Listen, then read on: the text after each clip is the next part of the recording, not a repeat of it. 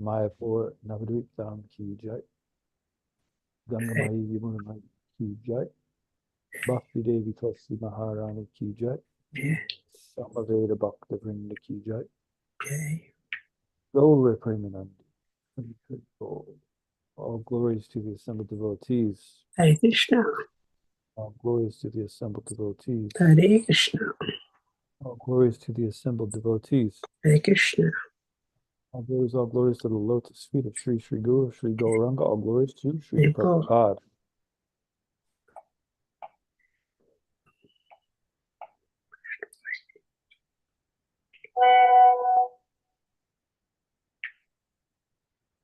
Om Namo Bhagavate Vasudevaya.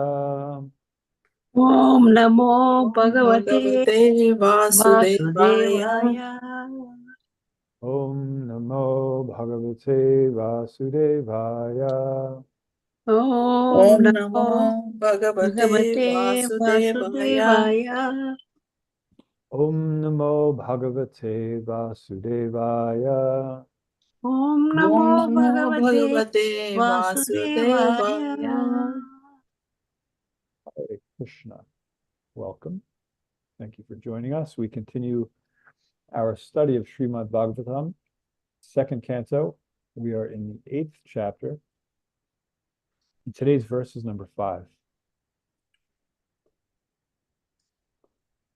Pravishta karna randrena svanam bhava saroruham dhunoti shamalam krishna salilasya yatha sharat.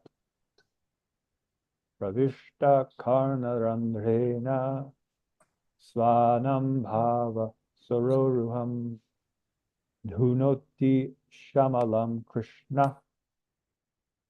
salilasya yatha sharat.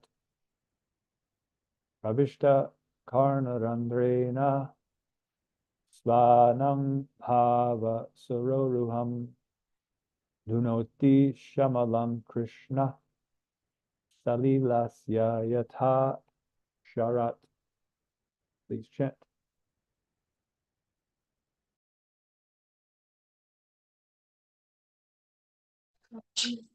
प्रविष्टः कर्णरन्ध्रेण स्वानां भावसरोरुहं धुनोति श्यामलं कृष्णः सलीलस्य यथा Sharat.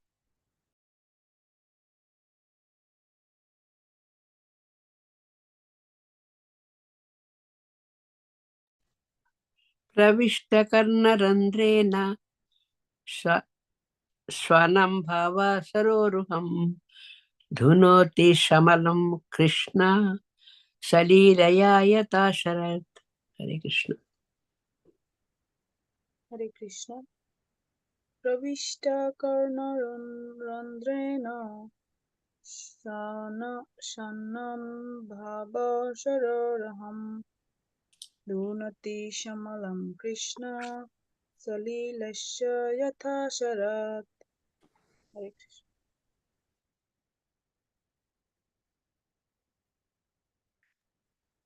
Pravishta karnarandrena swanam bhava saroruham dhunoti shamalam Krishna salilasya yatha sharat. Thank you. Okay. Pravishtaha, thus being entered. Karna, randrena, through the holes of the ears. Svanam, according to one's liberated position. Bhava, constitutional relationships. Saraharuham, the lotus flower. Hunoti, cleanses. Shamalam, material qualities like lust, anger, avarice, and hankering. Krishnaha, Lord Krishna, the Supreme Personality of Godhead. Salilasya, of the reservoir of waters. Yatha, as it were.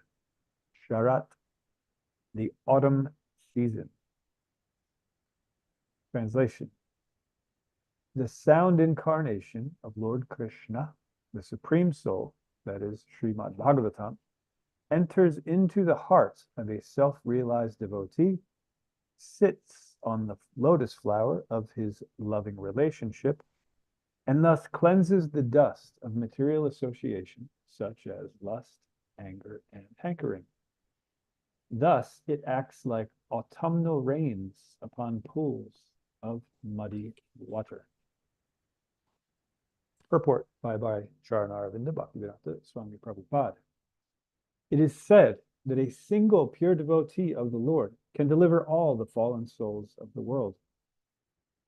Thus, one who is actually in the confidence of a pure devotee like Narada or Shukadev Goswami, and thus is empowered by one's spiritual master as Narada was by Brahmaji, can not only deliver himself from the clutches of Maya or illusion, but can deliver the whole world by his pure and empowered devotional strength. The comparison to the autumnal rain that falls on muddy reservoirs of water is very appropriate. During the rainy season, all the waters of the river become muddy. But in the month of July, August, the autumn season, when there is a slight rainfall, the muddy waters of the rivers all over the world become at once clear. By addition of some chemical, a small reservoir of water, like that of a metropolitan waterworks tank, can be cleared, but by such a tiny effort, it is not possible to clear up all the reservoirs of water like the rivers. A powerful, pure devotee of the Lord, however, can deliver not only his personal self, but also many others in his association. In other words, the cleansing of the polluted heart by other methods, like the culture of empiric knowledge or mystic gymnastics, can simply cleanse one's own heart. But devotional service to the Lord is so powerful that it can cleanse the hearts of the people in general by the devotional service of the pure, empowered devotee. A true representative of the Lord, like Narada, Shukadev Goswami, Lord Chaitanya, the six Goswamis, and later Srila Bhaktivinoda Thakur and Srimad Bhakti Siddhanta Saraswati Thakur, and so on, can deliver all people by their empowered devotional service. By sincere efforts to hear Srimad Bhagavatam, one realizes his constitutional relationship with the Lord in the transcendental humor of servitude, friendship, parental affection, or conjugal love. And by such self-realization, one becomes situated at once in the transcendental loving service of the Lord. Not only were all the pure devotees like Narada self-realized souls, but they were engaged in preaching work automatically by spiritual impetus, and thus they delivered many poor souls entangled in the material modes.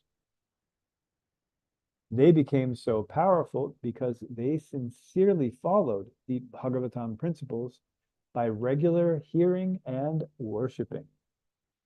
By such actions, the accumulated material lusts, etc., become cleansed by the personal endeavor of the Lord within the heart. The Lord is always within the heart of the living being, but he becomes manifested by one's devotional service. Purification of the heart by culture of knowledge or mystic yoga may be all right for the time being for an individual person, but it is like the cleansing of a small quantity of stagnant water by chemical process. Such clarification of water may stand for the time being and the sediments settle down, but by a slight agitation, everything becomes muddy. The idea is that devotional service to the Lord is the only method of cleansing the heart for good.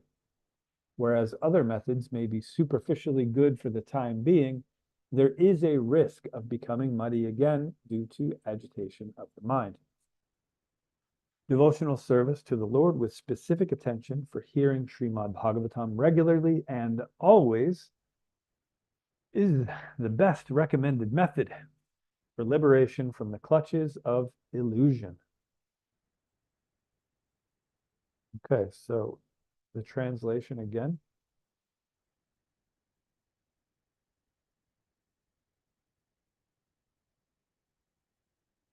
The sound incarnation of Lord Krishna, the Supreme Soul, that is Srimad Bhagavatam, enters into the heart of a self-realized devotee, sits on the lotus flower of his loving relationship, and thus cleanses the dust of material association such as lust, anger, and hankering.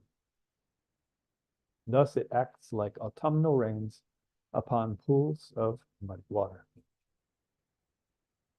Nama Om Vishnu Padaya Krishna Prasthaya Bhutale Srimate Bhaktivedanta Swami Namane Namaste Saraswate Devi Gaura Vanachani Nirvishesha Shunjivari Pashtat Yadeshidhane Om Ajnana Timirandasya Anjana Shalakaya Chakshur Militam Yena Tasmai Shri Guru Maha Vanchakalpa Trubhyas Chakrapa Sindhubhya Eva Cha Patitanam Pavanebhyo Vaishnavebhyo Namo Namaha. Hare Krishna. So I love these verses that glorify Srimad Bhagavatam. There are so many great verses that glorify Srimad Bhagavatam, and they're all quite wonderful. To understand and appreciate the power, the potency, and the purpose of the Shastra, and for us to just appreciate them, it's certainly necessary and beneficial. And in today's verse, we get an added bonus because we're not only glorifying the Srimad Bhagavatam, but we're also glorifying the pure devotees. Because their hearts have been prepared as suitable seating places for the Supreme Lord. And the Lord, as it says in the verse, then takes his seat there and cleanses the dust of material association. This is actually very interesting. It doesn't say that he waits until the heart is cleansed and his sitting place is properly, constructed and cleansed and purified. No, it says he sits and he starts cleaning. He starts purifying the heart there. And that includes all material associations such as lust, anger, and hankering. So this means that we can actually have lust, anger, and hankering in our hearts and still have the Supreme Lord in his sound incarnation, the Srimad Bhagavatam, sitting there, taking care of business, cleaning everything up for us. Now, one might say at this point that, well, actually, the Supreme Lord is in everyone's heart, so why is it surprising that he can be in the heart of someone with lust, anger, and hankering, right? So these are the two extremes of the situation. One extreme is claiming, no, the Lord doesn't sit personally in the heart until you've properly prepared everything. You have to get rid of all these material desires, lust, anger, greed, hankering. All of these things have to be gone before Krishna is there in a personal capacity, right? Sure, he's there as Paramatma in an observing capacity, but he doesn't actually sit until we actually properly prepare a place for him. Some might argue that, and others might say, no. The Supreme Lord is there, Paramatma, in every atom even, and so he is just always there in every capacity. He can do whatever he wants. And both of these extreme arguments, they have some valid points.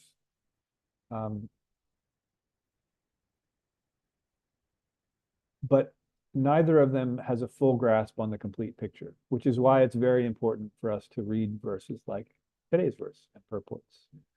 So Srila Prabhupada clarifies this point in his purport, just in case we lean toward one of these extremes, whether we're in disbelief that Krishna can sit in the heart of a person who has lust, anger, and greed and start cleansing away, or whether they think, no, yeah, it's no problem. He's always there from the very beginning. He can do that. So Srila Prabhupada clarifies this point. He says, the Lord is always within the heart of the living being, but he becomes manifested by one's devotional service, right? So there's a difference between being present and then being manifested, right? He's always there, as we mentioned before, in at least in an observing capacity.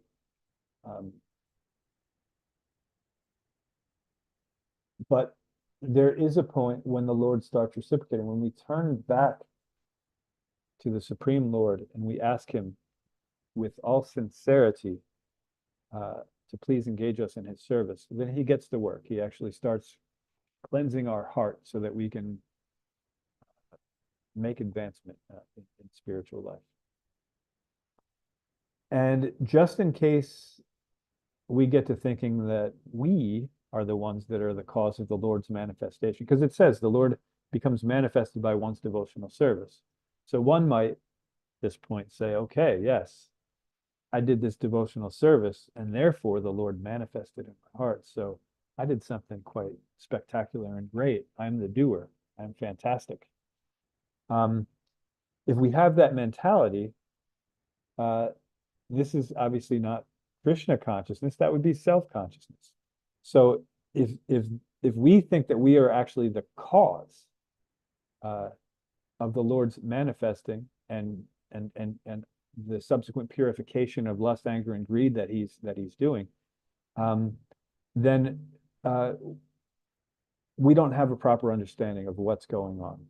So the verse makes it quite clear that although the devotee is doing something to induce the Lord to cleanse his heart, it's not our effort that causes this purification, right?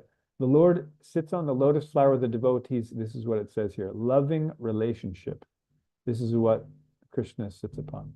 So it's not that I've engaged in devotional service. You know, I've scrubbed some pots, I've swept some floors, I've, whatever the case may be, list goes on. And so therefore, because I did these things, then Krishna is going to sit in my heart and start cleaning up my lust, anger, greed, hankering, etc. It's not like that. It's not a business deal. It says in the verse that Krishna sits on the lotus flower of the devotee's loving relationship. So in other words, the devotee has to actually understand who he is, what his position is in relation to the Supreme Lord. We are infinitesimal parts of the infinite whole. And if we understand that, in other words, we don't think that we're the doer, we don't become proud that Krishna has now taken a seating place in our heart and is starting to clean away all these material qualities. If we think of it in that way, in that sense, we don't actually understand that loving relationship. So we haven't actually properly made that seat for the Lord to take. But as soon as we understand this relationship and at least have enough sincerity to want to understand that more, that's when Krishna reciprocates. And that's when he starts cleansing the dust of this material association. So, in other words, one who has accepted the proper sambandha, the knowledge of their true relationship, one who actually understands the relationship with the Supreme Lord and desires, at least sincerely desires, to act accordingly, then that type of devotee approaches the Srimad Bhagavatam with the intent to better understand how to serve Krishna in that loving relationship. And that is when the sound incarnation of the Lord accepts that seat and gets to work cleaning out all the materially contaminated thoughts and attachments. So this is a very important thing for us to understand. So in his expansion as Paramatma, he's witnessing all these activities and he doesn't interfere. That's what he says. There's two birds in the tree. One is the witnessing one. They're watching the enjoyer bird do all these things, but not interfering. But as soon as this other bird, the individual spirit soul, turns to the Supreme Lord, the witnessing bird, and we show that since we understand what the actual relationship is, we are not the center, he is. And we want to sincerely act according to that relationship. Then the Supreme Lord becomes manifested in the heart, even though he's already there before, manifested by that devotional service, as today's verse explains. And he starts clearing all these things out. Because the point is, we can't clear these things out on our own. Srila Prabhupada gives the example in his purport of how sometimes in a metropolitan area, there's a reservoir of water that supplies water for the township, and they put some chemical in there to purify the water, to get the sediment out so it's actually potable, drinkable. And one might say, oh yeah, that's a really, a really terrific feat. But actually all the impurities just settle to the bottom. So if, for example, that reservoir then becomes stirred up by anything, agitated, then all those impurities are again floating up in the water. And so periodically they have to do that again. So Srila Prabhupada likens this process to when we try to basically do anything else in order to try to cleanse these things.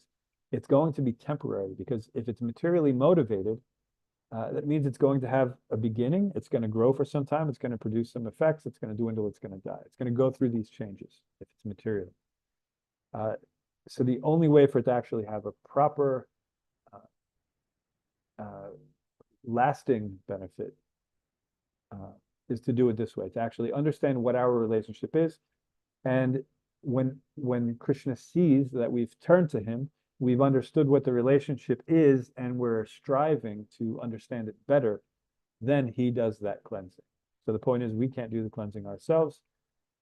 So we rely on him, and our devotional service, understanding our position in the relationship and seeing our sincerity, that is what inspires Krishna to start clearing away these impurities.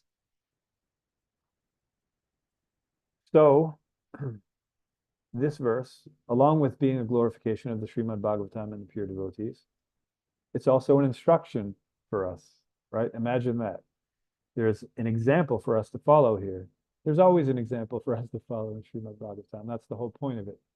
It's not there for our entertainment. It's not there to, for any reason besides helping us become purified so that we can better understand Krishna. The purpose of all the Vedas is to understand Krishna, but especially this Bhagavat Purana, the spotless Purana. This is specifically for those who don't want to be distracted by anything else. They only want to focus on bhakti. So everything is a learning experience when we're reading Srimad Bhagavatam. So the learning experience here, the example that we are to follow, is that it's not the Srimad Bhagavatam. It's not just something to appreciate.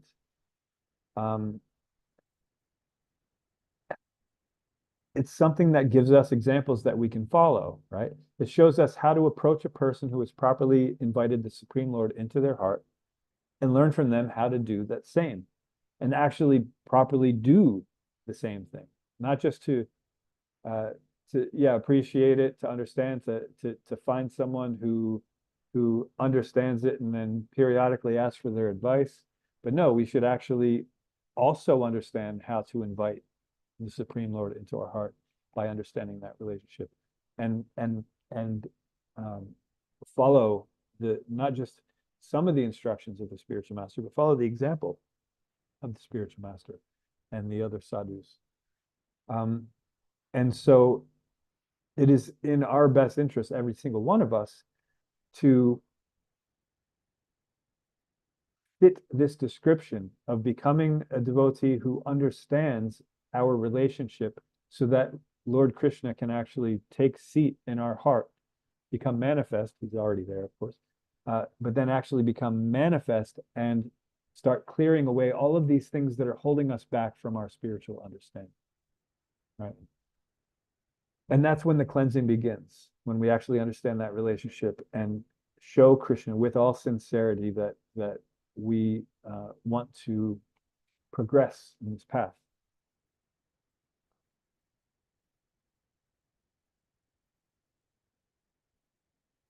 And again, I've said it already, but it's worth repeating that when the clearing of all that dust of the material association, as the verse mentioned, the lust, the anger, and the hankering, they're not cleaned up by our power. They can't be conquered without actually understanding proper sambandha or relationship with the Supreme Lord. So that point's always worth repeating, because somehow, no matter how many times we hear it, as soon as we find that we're making a little bit of advancement in spiritual life, somehow we become proud and we think, I've done this. I did X, Y, and Z, and now this purification has come because of my actions. Because so early on, of course, we think like this, and it's hoped for that eventually we understand that we have to act with detachment. We understand that we're actually not the doers.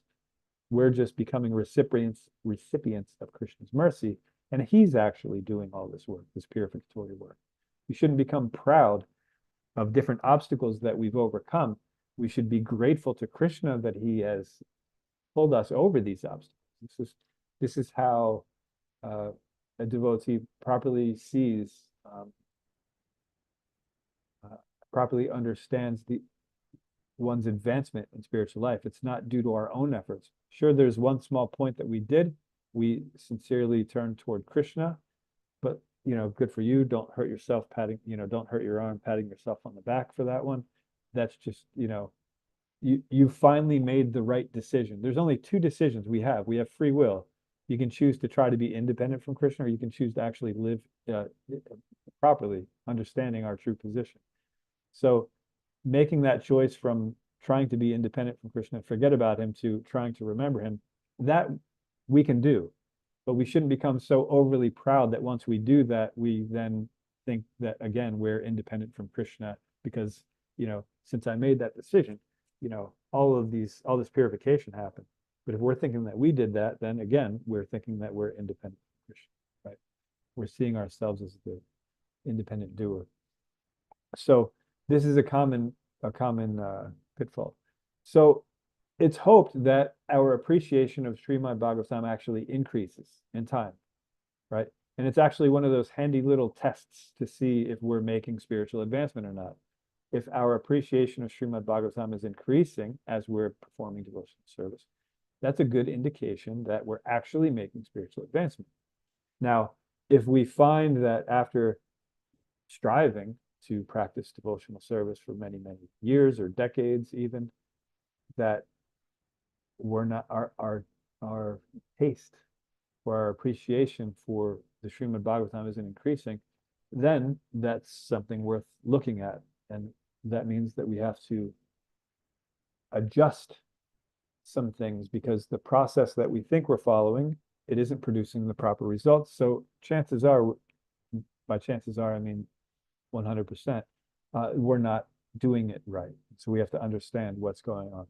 So I want to talk a little about the evolution of appreciation for Shastra, right? So this verse is talking about Shastra and the pure devotees.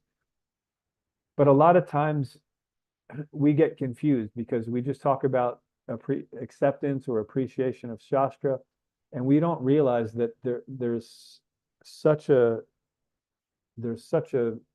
so many gradations of appreciation for Shastra. And if we don't understand the different gradations of appreciation, we may be stuck on a lower level of appreciation, but thinking we're actually on a higher level. So I'm just going to go through some of these levels and then I'll explain what the pitfalls are, why it's dangerous to consider oneself at a different platform.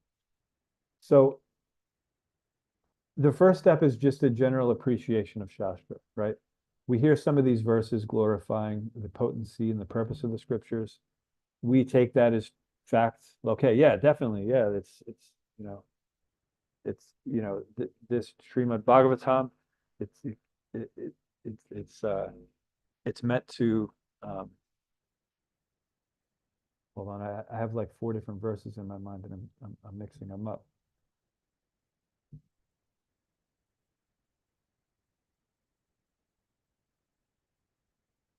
Okay, one of the ones I'm thinking about, it's first of all, okay, it's meant to distinguish reality from illusion for the welfare of all. That's in 1:1:2, I think. But then in like 1:5:11, it's talking about, it's bringing about a revolution in the impious lives of the world's misdirected civilization, etc. So there's so many of these verses, and we can accept them and we can say, yes, this is it. This, this is the supreme scripture. This is what I'll always, consider the highest. So we appreciate that. We buy a set of Srimad Bhagavatam. We put them very nicely upon a shelf, and we look at them from time to time, right? So that's the first level of appreciation. We've accepted that these glorifications are true. We've purchased the set. We put them on our shelf. Okay, that's good, right? But if that's where it ends, then we have a long way to go before Krishna is manifesting in our hearts and starting to clear all these desires. Because we find that although some people, I'll just say it, although I myself had Srimad Bhagavatam sitting on my shelf for a very long time, I was putting more time in other literatures and other things, right? So I had the Bhagavatam there. I appreciated it completely.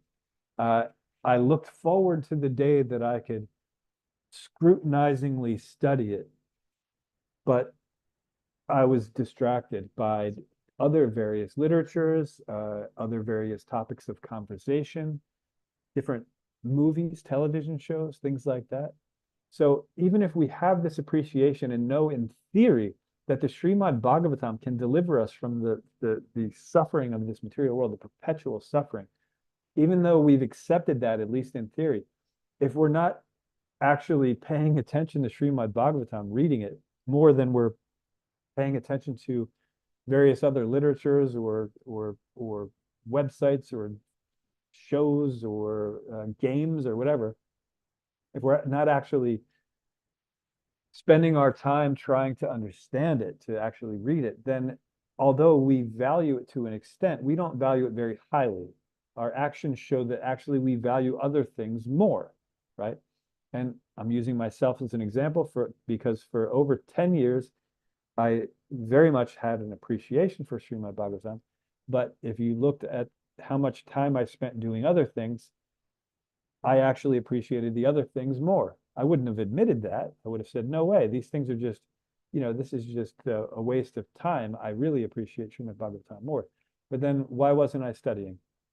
Why wasn't I picking that up instead of, turning on my favorite television program or talking about whatever the topic may be? Why was I wasting my time doing it? So we can understand that early on, we can have an appreciation for something, but it's on a theoretical level, right? So when that appreciation increases, right? So let's increase that appreciation a little bit. Not only do we agree with all of the glorifications and the purpose of Srimad Bhagavatam, and we very much admire it, but then we also start talking to other aspiring devotees who also appreciate Srimad Bhagavatam. And we start sharing our different appreciations about it. We still don't know much about it. We haven't really cracked it open to read it, but we understand, okay, this is something that I want to get into. So we start talking to others that also want to get into it. We start sharing whatever little we know about Srimad Bhagavatam, and they start sharing whatever little they know, and the appreciation starts increasing. Then, after we do that for a bit, we're talking with others who also appreciate the Shastra. Then we start to positively accept the examples that are given.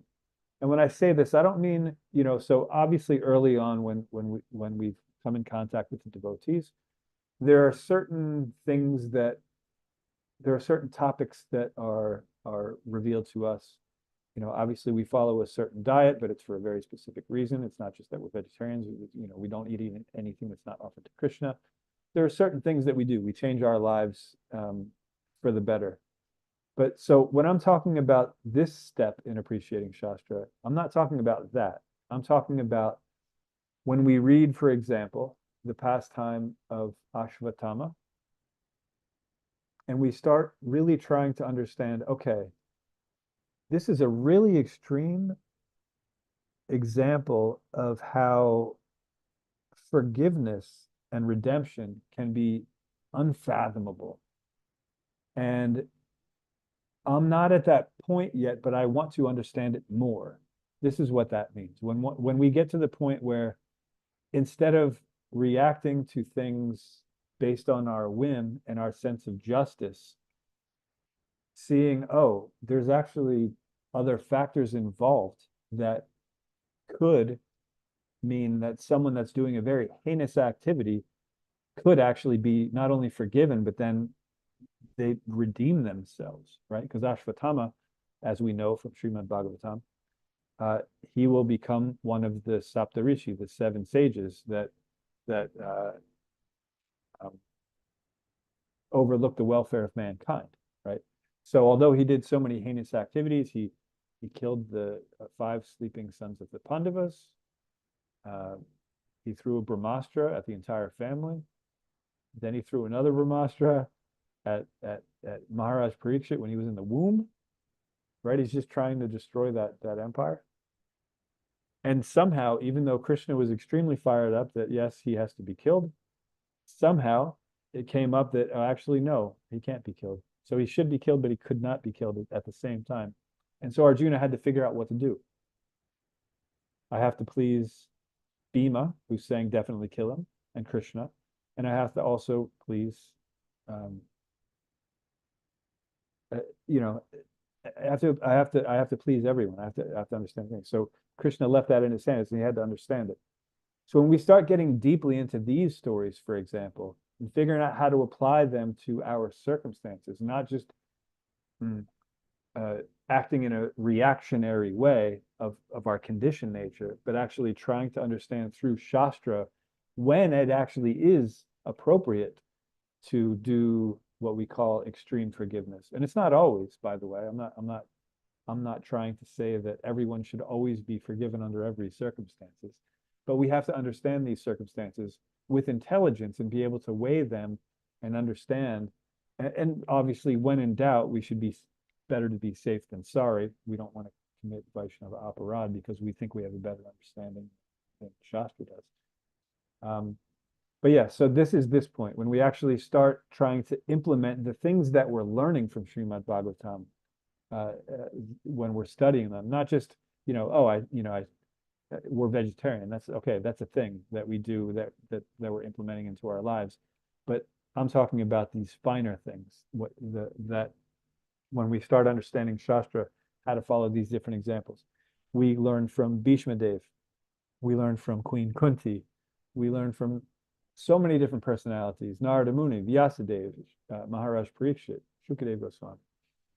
All these examples are there for us to be able to distinguish and determine and to understand how we are to act in various different circumstances and situations that will be favorable to our Krishna consciousness and not detrimental to our Krishna consciousness, right? So this is the next step. So we've appreciated it. We've spoken to other people who also appreciate it. And now we start actually trying to apply the knowledge that we're reading from. This is the point we're actually reading it. We're not just hearing from others some things. That is an important thing to do. You approach your spiritual master. He talks to you about Srimad Bhagavatam, but you should also be reading. Srila Prabhupada, he said these books, they're not just for selling, they're also for reading. He wanted to boil the milk. He wanted us to actually understand the philosophy, cultivate this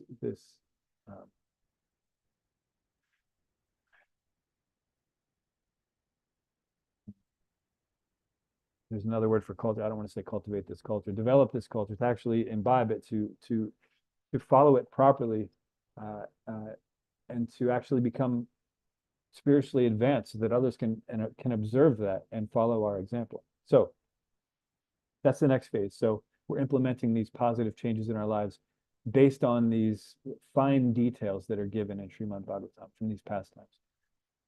Then deeper appreciation means after we're implementing these positive changes for a while, we also start to notice that there are things in our lives that are holding us back from further understanding Srimad Bhagavatam. Some sort of material attachments, right? So with the information that we're getting in Shastra, then we also start trying to we're not necessarily giving up the activity, but we're giving up the materially motivated mentality that's holding us back from understanding Krishna, right? So that's the next level of appreciation. So not only are we implementing positive things that we see are gonna help help us understand Krishna clearer and clearer, but we're also giving up the things that are holding us back.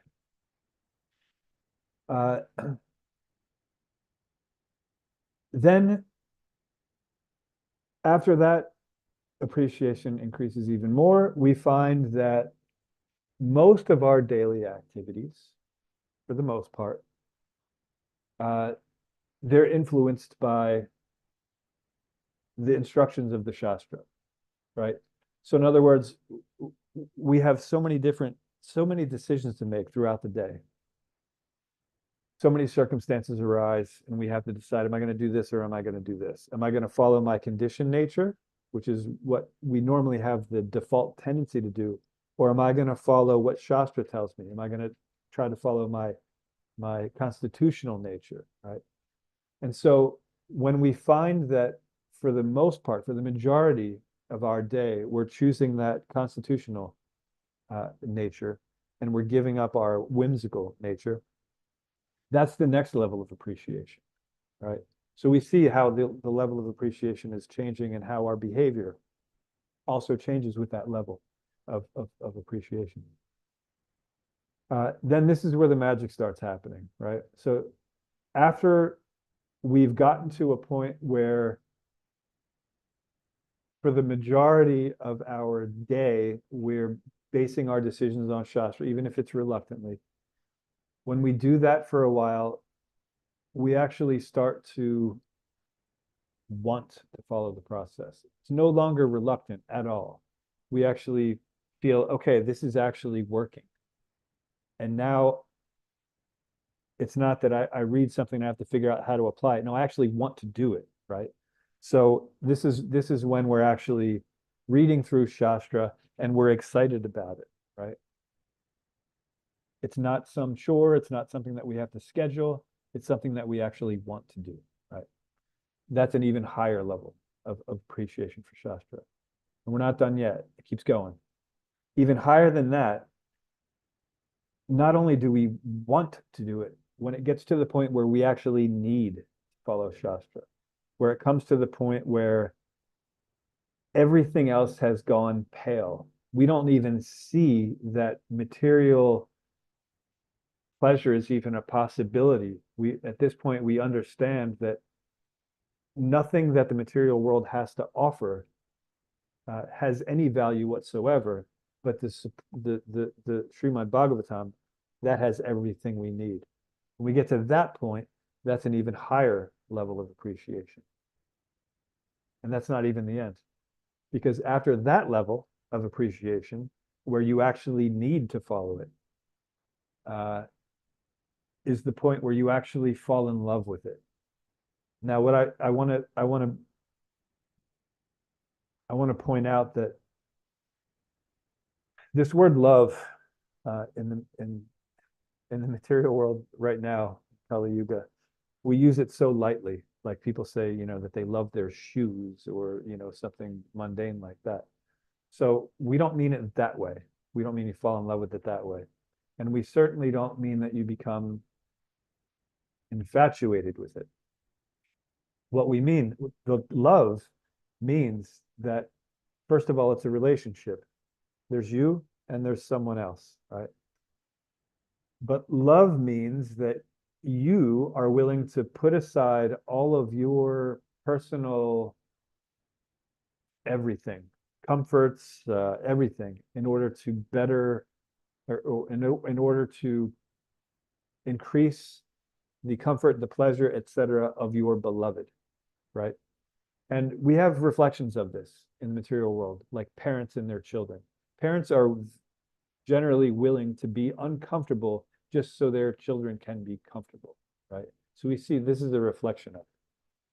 So at one point, after needing to follow Shastra, we'll actually start falling in love with it, where the needs of the Shastra, of Krishna, who's manifesting through the sound, are more important than our own. And it becomes a natural thing. It's not that, like I said, it's not like a reluctant thing, like a few steps before. It is just the natural thing to know I'm doing this, right? And then the final stage of appreciation is where we actually cultivate that love and perfect it under the guidance of one of Krishna's direct representatives, right? So we fine tune that love, we perfect that love. And so there's, like I said, there's a lot of gradation of appreciation for Shastra. And a lot of times when we first come to Krishna consciousness, a lot of us or a lot of us suffer from what's known as PDS. It's called pure devotee syndrome, where we think that we're actually more advanced than we really are, right? So, for example, when we were talking about this list, I'm talking about these different stages of appreciation. Someone in an early stage can say, okay, the last one you said was after cultivating that love, you cultivate that love under the guidance or the training of a personal associate of Krishna. You say, okay, yeah, I have a guru, Shakshad Hari Tvena Samasa Shastra. He's non-different from Krishna. He's a personal associate. I'm learning from them. And so therefore I'm at that stage, right? And there is some truth to it. That's what that means when you're taking the guidance of some. But when we're on a lower level, and it's not like our spiritual master couldn't deliver us from that, but when we're on that neophyte level, we're not actually always referring to the Shastra to understand what is right, what is wrong, what is to do. What we do is, although we're approaching our spiritual master, we're approaching him for mundane things. We try to make him sound spiritual, like we say, oh, Gurudev, I don't know what to do. Here's this situation in my life. So-and-so's arguing with so-and-so, and I tend to agree with this one, but I don't want to ruin my relationship. What's best for my spirituality, right? And the spiritual master, he's essentially, that's not his job to do that particular thing, to deal with your personal dilemmas, but he will very patiently ask you, okay, which one is actually, helping your Krishna consciousness? Which one's going to help more? And then you come to a conclusion and, okay, you do that one. Or sometimes the spiritual master will just say, okay, it's better if you do this, whatever the case may be. But that is not the highest level, what we're talking about here. When we actually appreciate the Shastra, we have to go through these levels of understanding and levels of appreciation where we actually get to the point where we are cultivating that love. It's not something that we should take cheaply. And we see that these neophytes, and we may have even been some of them, it's a fairly common affliction, pure devotee syndrome. We see that those who really don't let go of it, those who just insist that they are on this high platform, they don't last very long. They go off and they start doing something else. Okay, well, I've been a pure devotee for a long time now. Now I'm going to be the best, watch salesman, or, whatever the case may be. They don't stick around because they didn't truly have that attachment. So we can see how appreciation is meant to evolve, right? And we can see that if we're not following this evolution of appreciation for Shastra, that means we have to pay closer attention and really start going through this process to build our appreciation. So the first thing is, if we're appreciating other things more than the Shastra, the first thing is, okay, I have to read more. I have to start reading the Shastra at least 5 minutes a day or 10 minutes a day, whatever the case may be, and keep increasing that. Start making your decisions, start talking to others about it. Start making your decisions based on the Shastra. Start rooting out these things that are holding us back, etc. Right? So, okay, the time's running down, so I'll just conclude here. So that's to say that it's in our best interest, all of us, to increase our appreciation of Srimad Bhagavatam. We may think, oh no, I very much appreciate Srimad Bhagavatam, but it's in our best interest to increase that appreciation. And the way that we do that is by discussing it with others who also appreciate it, which we're doing here, by applying the spiritual principles we've learned from in our daily lives. And again, I'm talking about those very fine details. By ceasing any and all activities that hold us back from further understanding of the Shastras. When we read something in the Shastras and we understand, okay, this activity that I've been doing is holding me back. So I either have to give it up or figure out how to do it in a way that's actually going to help my Krishna consciousness. Usually the second option is better because we're actually going to make advancement by engaging what we have an attachment for in Krishna service. Then we want to constantly abide by the Shastric injunctions, give that more importance than our personal whim, so that we come to the point of spontaneously wanting to follow the Shastra, and then to the point where we actually need to follow the Shastra, and then finally actually falling in love with it and actually developing that relationship. And when we do that, just like the autumnal rains purify all muddy reservoirs, we will have this potential to not only purify our own hearts, but to help others purify their hearts. And this is what today's verse is instructing us to do. To appreciate the Shastra, to appreciate the devotees, and to take full advantage of the Shastra, to do what the Shastra says, to do what the devotees are saying. And to become proper recipients of the Shastra and Krishna cleansing all of our material desires away. So I'll stop here and see if there are any points of discussion, questions or comments.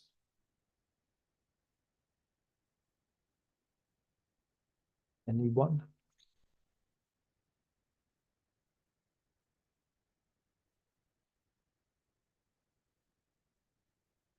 Okay, it seems not.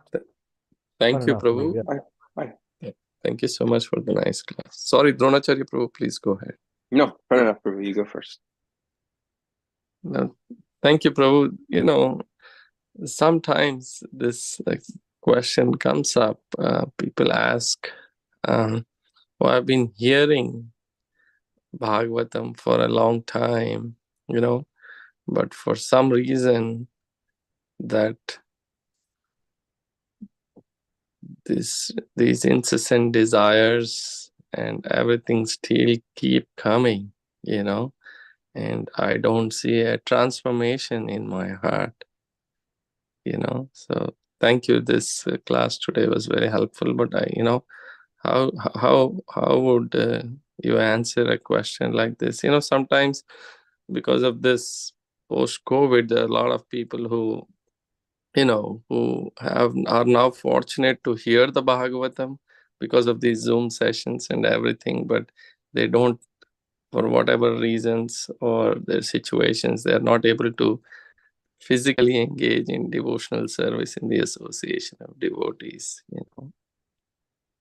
Yes. Yeah, this is a very important point because we do have appreciation of Shastra, but we also have appreciation of material enjoyment. And so there's this old story. I think it originates from a Native American tribe. And it says that within every person, there are these two bears. One is dark and one is light. And they are having a constant struggle within. And basically, your fate, your life depends on the outcome of this battle. And so this grandfather is talking to his granddaughter. He's telling this story and she's enamored with it. She's like, okay, but which of these bears wins? And he said, whichever one you feed. And so the point is, we have an appreciation for Srimad Bhagavatam, and that's fantastic. But we also have an appreciation for enjoying material nature separately from Krishna. And whichever one we feed more is the one that's going to win. So if we find that although we've been studying or reading or paying attention to or appreciating or putting it on our shelves and whatever, Srimad Bhagavatam, but we're not actually feeling the as advertised results of that purification, it means we're putting more time into material enjoyment. We have more faith that if I just do this, this, this, and this, I can enjoy better in the material world. And that's what it all comes down to. And it's a tough pill to swallow. But if we examine it, this is what it always comes down to. Krishna consciousness means Krishna is in the center. I'm one of his many servants, and I just do everything revolving around him. What we in this material world have as a model is I am the center, and everything else has to adjust according to my needs, right? And so switching consciousness from self-centric to Krishna-centric is quite difficult. But if we at least understand that it's in our best interest and we sincerely try to understand more, that's what this verse is telling us. If we sincerely try to understand more, Krishna will take a seat in your heart and start clearing away those material attachments, because you can't clear them out on your own. You could try. You could try to do mental gymnastics or these other things that Srila Prabhupada talks about that will give you some temporary cessation from your material afflictions, but they're not going to solve the problem. The only way to solve the problem is to get, at least understand that we are not the center, and start trying to act like we're not the center, and have sincerity that, okay, although I'm doing a terrible job of it now, I know I'm not the doer, and I know if I just invite Krishna in and I show my sincerity and become a proper recipient, that all of this will get done. And then all of these results that we read about, the cleansing of the heart, the ridding of material desires, and that's just the beginning. Then once that's done, then we're actually awakening our relationship. We're understanding what our true relationship is, so that we actually want to do it, and then we need to do it. Yeah, it's a very important thing that we need to do. So we have to show Krishna that we appreciate him at least this much more than we appreciate trying to enjoy materially. And once we do that, he does it all. He does it all for us. So we just have to consistently keep that mentality. But yeah, that's the answer that I give. What answer do you normally give in that situation?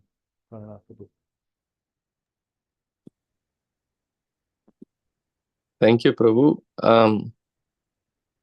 The first step I do try to say is to, that's why I also was seeking guidance from you, is to first to, confidentially reveal that you have this situation, that you're struggling, to somebody whom you trust, and who's not going to judge you.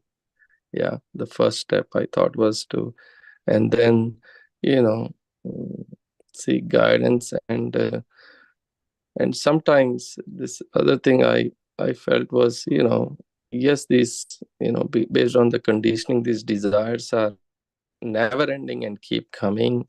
And, but, sometimes it may help to just postpone, don't just succumb to it immediately. Just, I'll do it later, and then and try to positively, engage.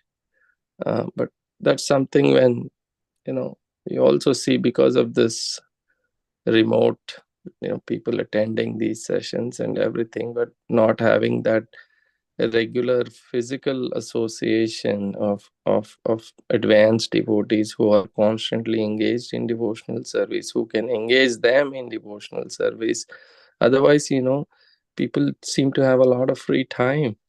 They just, and that's where, and that taste will come only in the association of those advanced devotees who know how to engage their mind and senses in Krishna consciousness.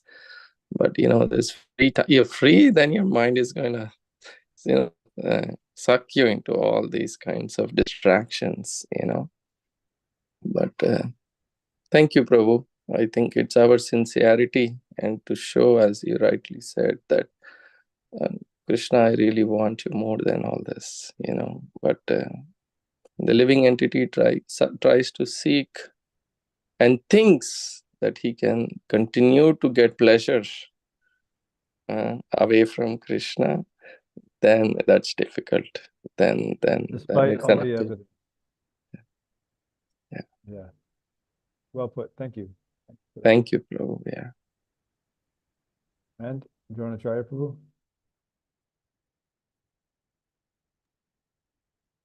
Hare Krishna. Oh, can you hear me? Hare Krishna. Prabhu, Yeah. that was a very nice class. I really enjoyed the journey you kind of took us through. I guess I had two questions. One's more philosophical, the other one's more practical. The practical one, in terms of, you mentioned how, devotees, they go through a stage, the pure devotee syndrome stage. And it's it's like, sometimes it's almost comical. Like if you're looking backwards at it, if you're, Yes. in your 40s or 50s, and like you see somebody that's kind of going through that stage, and you're just like, oh my gosh, was I really like that? It's almost like a parent looking at a child, like thinking, and is it just something that's like unavoidable? It's just kind of the growing stages of spiritual life, and you just have to say, okay, this is just a phase. It's almost like a child sometimes who thinks like, okay, I know more. I know more than I actually know. I can be independent. I'm um, uh, but but is it a necessary stage that a person goes through in order to help break their uh, ties or their connection with material life, where it's like almost like I have to overly renounce or overly prove that I'm not into this material lifestyle. I'm just going to just push it all away, even more than I can actually take it in the form of renunciation. But without it, I may actually just fall back into it. I just want to get your perspective on that. Thank you. Thank you. Good question. So I was trying to think of a Shastric, quote that would actually answer the question, but I can't think of one. It's certainly a very common disease, PDS. We know that there's no loss or diminution on the path, so I would assume that it's possible that someone who was very, very, very close, but not quite making it in their next birth, I can imagine that it's possible that they may not go through that. Oh, wait, let's think. Yes, there is a Shastric example, Bharat. So, because he remembered his previous life, and he didn't mess around again. So he didn't have that. So okay, so there is. That may be a very rare exception. I don't know if there's another one, but it's certainly quite common these days. And like you said, we wince at it in hindsight. We see it, but yeah, most of us went through it to some degree. Different extreme. We have different levels of extremity on the cases, but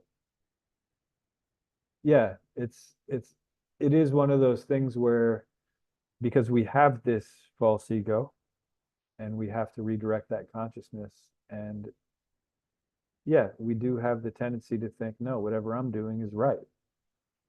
So yeah, it is quite common. That's why, in the beginning, when we so-called appreciate Shastra, and we, I remember when I first got the database, the folio online, not the online one, but on the computer, so you could search what Srila Prabhupada said about, various different subject matters. And so we would use database basically to resolve arguments. So when we were looking, we were only looking for points that supported whatever we wanted to prove, whatever point we wanted to prove, right? So it's, I feel this way, so let's find out what Srila Prabhupada says in the subject matter, and then we accept the ones where it leans our way, and then if there's a statement that is either neutral or sort of maybe leans the other way, we don't quote those ones, right? And we see this still going on with people, whether it's online or in person. And it's unfortunate because that's not what Shastra is for. I mean, yes, we should use Shastra to get to the bottom of arguments, but we shouldn't use it to support our conditioned argument.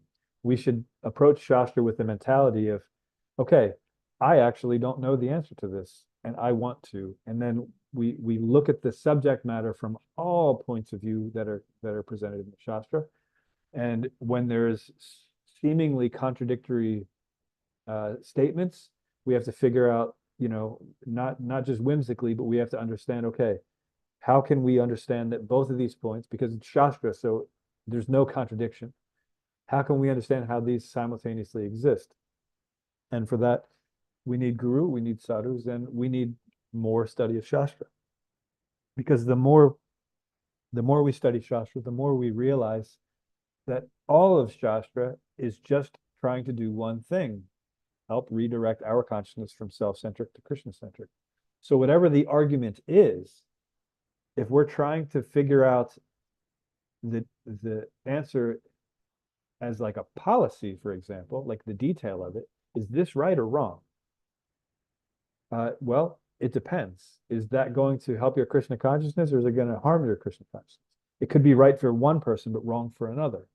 There are certain circumstances like this. So if we approach the Shastra trying to understand the truth and understanding that the mood of Shastra is always to help you actually understand Krishna better and to take you out of the center, then you'll have a better probability of actually understanding Krishna, because then only then can Krishna reveal himself to you.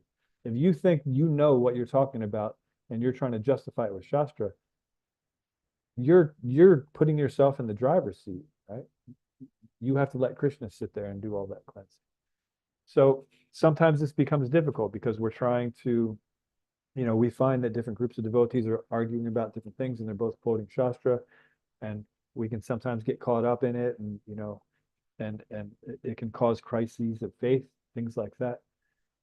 But we have to understand how we can apply Shastra in our lives, how we are to approach it, how we are to increase our appreciation of it, and most importantly, how we can always view it exclusively on how can I better understand my true nature with Krishna? How can I take myself out of the center and put Krishna there and act accordingly? That's the formula. I guess that's the best I can do. I went off on a tangent there, didn't I? Did I go on a tangent? I think I did. No, well, maybe I didn't think so. Okay, good. I appreciated hearing you talk about this. Yeah, but it is quite common, PDS. And it's curable. All we have to do is associate with devotees, begin the process of Krishna consciousness, remove the anarthas that are holding us back, become actually steady. Means, more often than not, we're following the Shastra instead of our whim, getting a taste and getting attached, then falling in love, and then perfecting that love. That's the cure. So that's the good news. But, we have to understand where we are.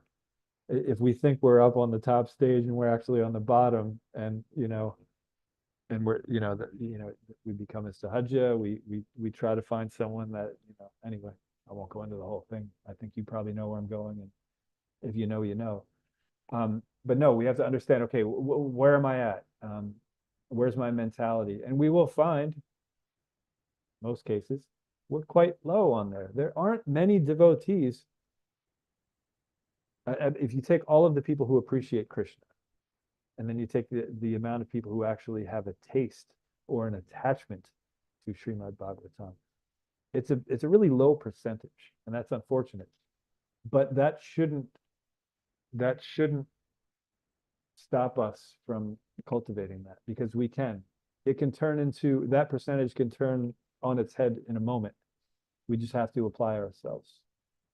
But we have to be honest with ourselves where we are. We have to find, as Prananath Prabhu mentioned, we have to find devotees who we can reveal our minds in confidence with, so we can be real about it and then and actually make some advancement. Because a lot of times we're just pretending we're on a level because we don't want to be embarrassed, because we know this is the standard, and if I say I'm below the standard, then I'm just nonsense Maya fool number one. And so we have to be able to understand that so we can grow, right? Then we can actually get to a point where we're actually understanding properly. We're actually, the things that we're repeating are just things from Shastra instead of, from some movie we watched before, or some political statement, or from, whatever other kind of whim that we have. Yeah, we just bring our lives more in line with Shastra. So, I gave an example many years ago of how I have these, we all have these different voices in our heads. People that have had big impacts on us. They could be living or dead. They could be authors. They could be teachers. They could be parents, other relatives, friends, who've taught us very important lessons, right? So in certain times in our lives when we would tend to do something one way and then we hear the voice of reason, there are many different voices of reason, right? So maybe it's my brother saying, hey, remember when you were 6 when you did that and it ended very badly? Maybe you should do this instead, right? Sometimes it's like that. But what we want to do in Krishna consciousness is understand Shastra to such an extent that we don't need any of those other voices. It's just Shastra, right? Because those other voices, they may be valuable, but they're not ultimately valuable, right? They're not the ultimate benefit. All that should come from Guru, Sadhu, Shastra. So we want to replace all those different voices in our heads, the voices of reasons, with Guru, Sadhu, Shastra, the acharyas, like that.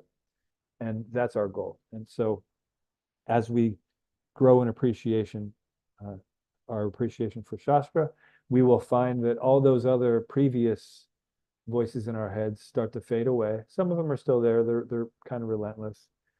Different songs will pop into our heads at various times like that. But for the most part, we want to get to the point where we're hearing the voices of Guru, Sadhu, Shastra, Srila Prabhupada, the previous acharya, like that. That's what we want to get to. I went on. Sorry. Is there anything else before we... Thank you. Anything else before we end?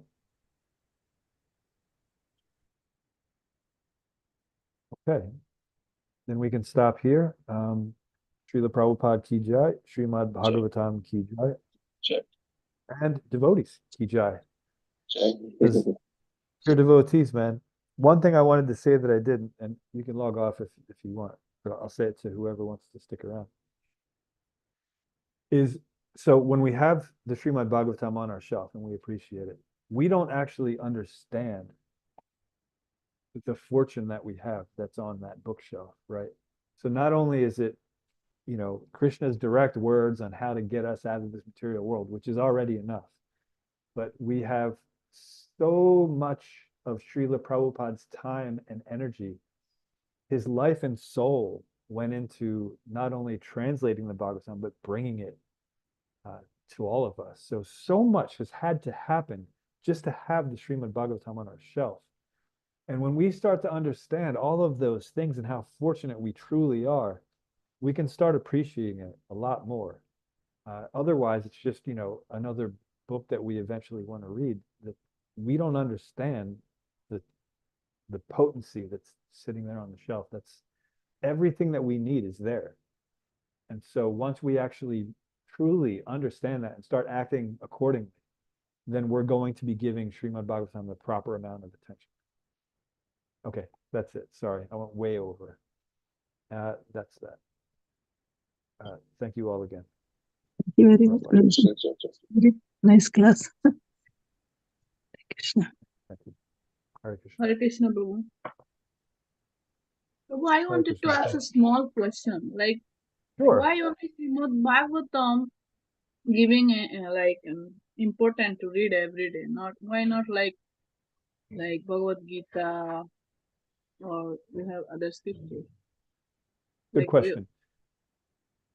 Good question. So Srila Prabhupada points out that Bhagavad Gita, this is the entry-level understanding of philosophy. So Arjuna has this conversation with Krishna, and he gives all of these different doubts on why he shouldn't actually surrender to Krishna. He presents basically any doubt you could possibly come up with yourself of why it's better to do something else than serve Krishna, right?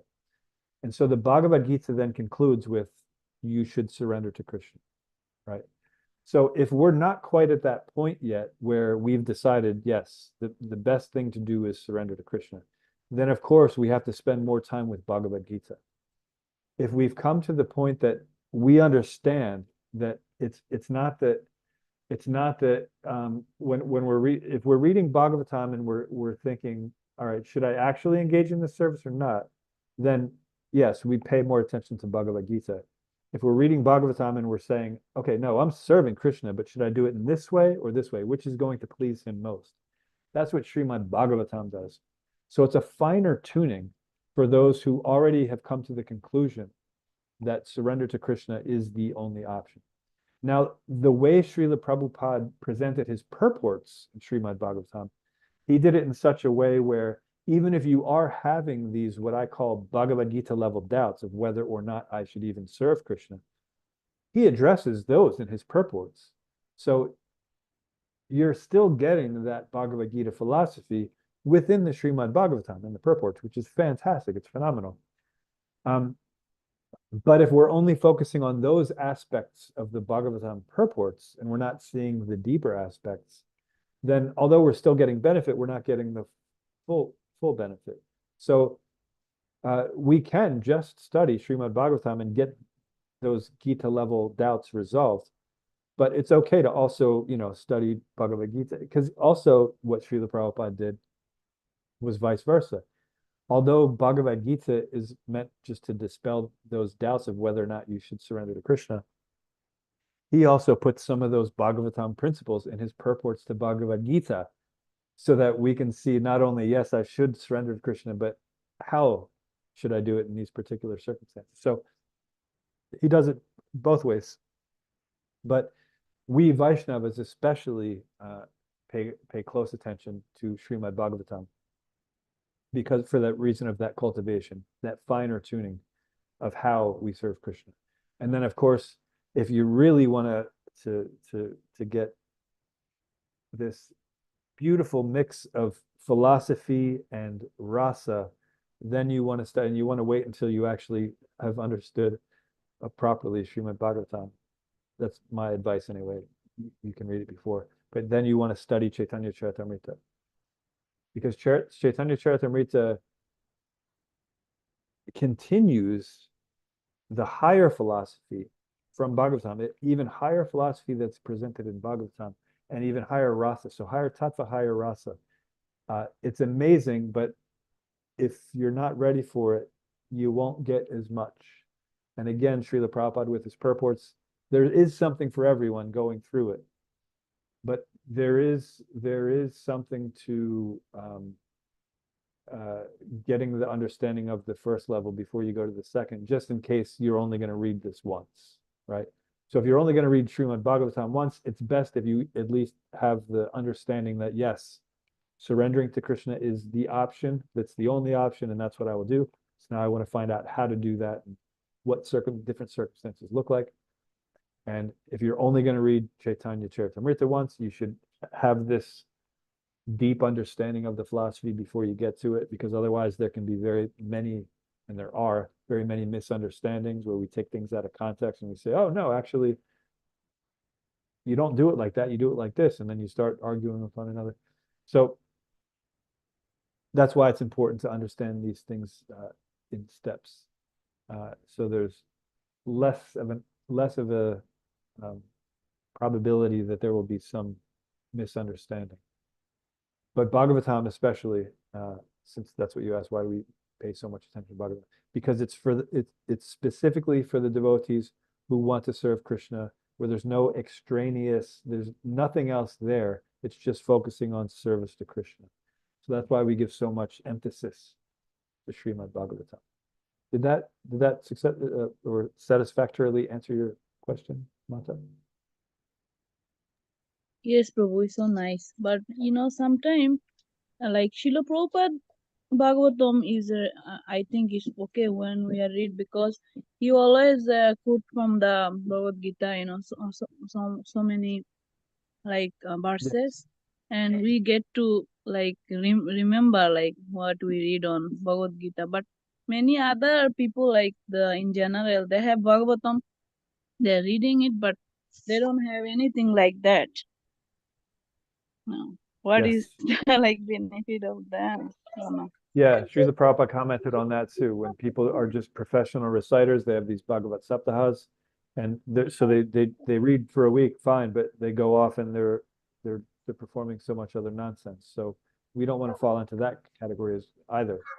So that's why it's important to, before we start professing ourselves as scholars of Bhagavatam, we should understand that there's no other option than to surrender to Krishna, and we should be able to dispel anyone's doubt of whether or not they should be surrendering to Krishna. Then we talk Bhagavatam, because it's there's no point in just talking Bhagavatam with people who aren't trying to surrender to Krishna, right? It's nice, you could hear the story, but unless you're doing it like Srila Prabhupada did with his purports, and you're allowing them to come through that and resolve those doubts before getting to the finer points, then that's okay. But if we're just professing ourselves as okay, we are, we know Bhagavat, and we start talking about Srimad Bhagavatam, but we're not actually acting it, we're not living the lifestyle like that, then that's not good. So the important thing is that we're actually understanding that we are not the center, that Krishna is the center, and we're cultivating that understanding and evolving it. Is that good? Yes, Prabhu, thank you so much. Okay, thank you. All right, so we will actually end here. Thank you all.